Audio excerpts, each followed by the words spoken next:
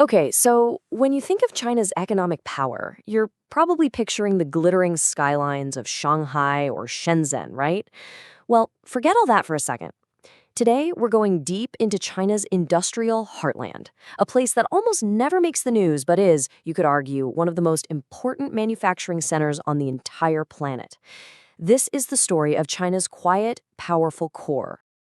Seriously, when you hear made in China, your mind probably jumps to those high-tech coastal factories. But the real center of gravity, the absolute bedrock of China's industrial might, it's somewhere else entirely. It's this massive, almost anonymous region that plays by a completely different set of rules. This quote just nails it. We're not talking about hype or glamour here. We're talking about sheer world-altering scale that has popped up almost in total silence. It's an incredible story. So let's pull back the curtain on this so-called anonymous engine. To really get it, you first have to understand just how fundamentally different it is from the coastal hubs that we all know so well. I mean, the contrast is just stark. The coast, that's all about innovation, speed, and exporting to the rest of the world. It's flashy, it's expensive, but central China, it's built for something else entirely: absorption and reliability. It is the tough, sturdy backbone of the domestic supply chain, where low-cost and killer logistics are the name of the game. And that function gives it this really crucial role. Some economists have started calling it an industrial shock absorber. And just think about what that means for a second. It soaks up pressure from all sides: workers moving inland for jobs, factories running from high coastal wages, and the absolutely relentless demand from China's own gigantic middle class. It's like the stabilizer for the entire national economy. So how on earth did this happen? I mean, this kind of industrial power doesn't just appear out of nowhere. It was a deliberate, massive shift, a complete redrawing of China's industrial map, and it was driven by two pretty simple things: cost and policy. Okay, so the biggest driver was, you guessed it, money. By the 2010s, labor on the coast just got way too expensive. But by moving production just a few hundred miles inland, companies could slash their labor costs by 30, even 40%.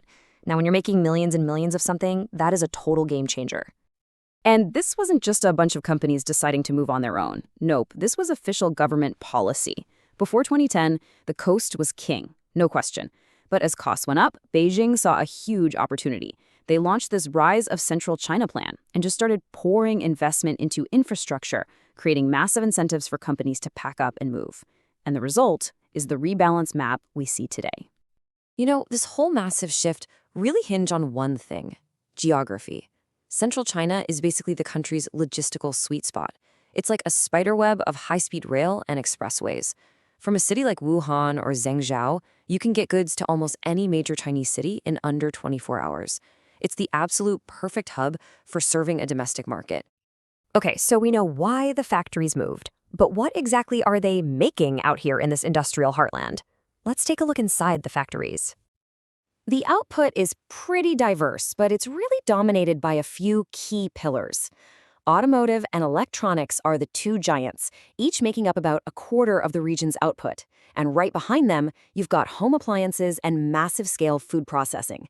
We're not talking about niche, boutique manufacturing here. This is the literal hardware of a modern economy. Take the auto industry, for instance. This region is an absolute powerhouse. You've got state-owned giants like Dongfeng in Wuhan, and then you have this rising cluster of EV companies over in Anhui. And their focus isn't on creating luxury brands.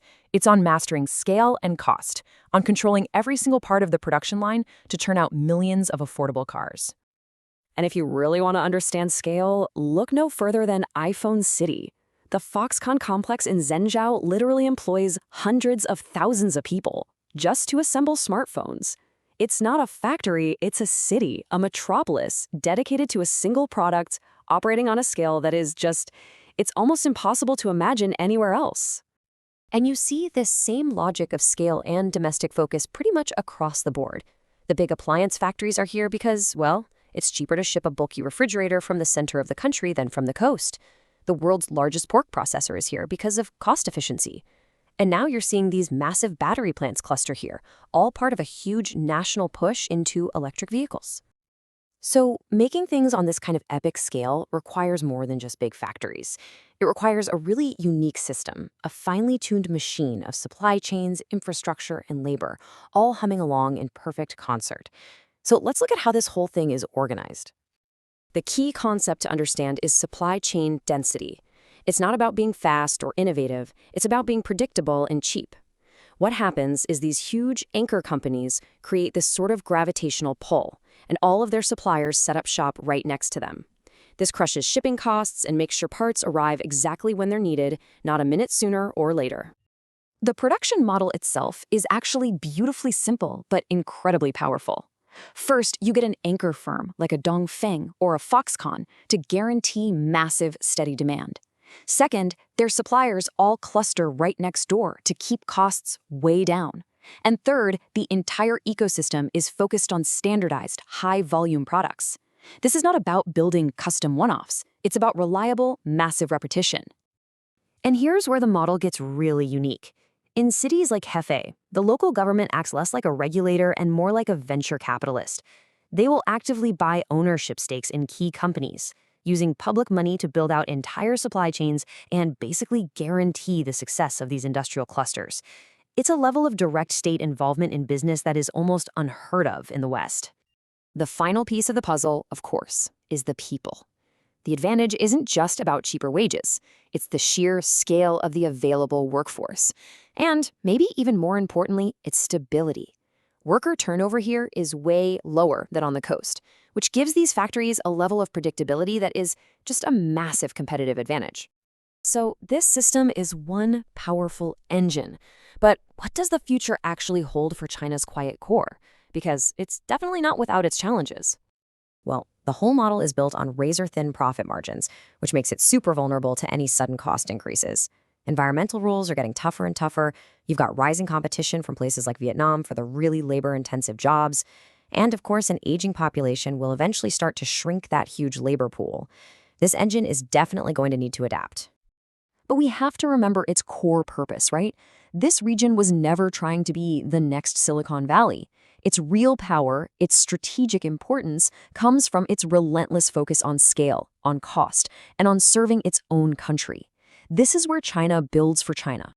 And that inward focus, well, it might just be its greatest advantage in the future. In a world where global supply chains are looking more and more fragile and trade is getting fragmented, having a massive, integrated, and self-sufficient industrial core could be an unbelievable source of economic stability and strength. And that leaves us with a really fascinating question to chew on. As the world fractures, could this anonymous industrial heartland, this region that was once seen as just a follower, actually become China's most strategic economic asset? It's a powerful thought. Thanks for joining me.